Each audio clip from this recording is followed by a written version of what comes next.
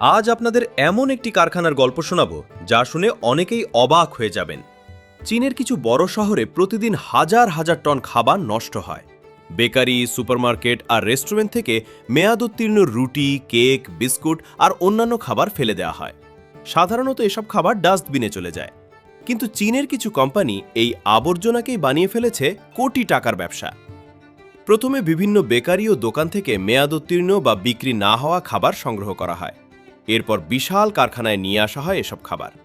সেখানে কর্মীরা খাবারের প্যাকেট, প্লাস্টিক ও অন্যান্য অপ্রয়োজনীয় জিনিস আলাদা করে ফেলে। তারপর খাবারগুলো বড় বড় মেশিনে গুঁড়ো করা হয়।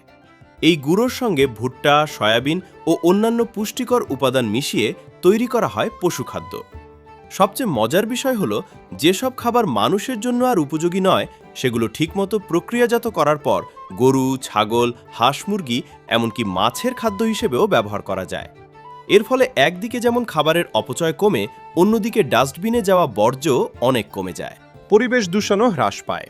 বিশেষজ্ঞদের মতে পৃথিবীতে উৎপাদিত মোট খাবারের প্রায় 1/3 নষ্ট হয়ে যায়। যদি এই নষ্ট খাবারের একটি অংশ পুনর্ব্যবহার করা যায়, তাহলে পশুখাদ্যের খরচ অনেক কমানো সম্ভব। তাই চীনের এই অভিনব উদ্যোগ এখন অনেক দেশের নজর কেড়েছে।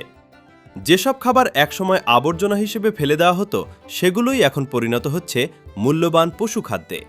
ভাবতে পারেন, ডাস্টবিনে যাওয়ার কথা ছিল যে খাবারের, সেটাই এখন পশুদের পুষ্টিকর খাবার হিসেবে ব্যবহার হচ্ছে।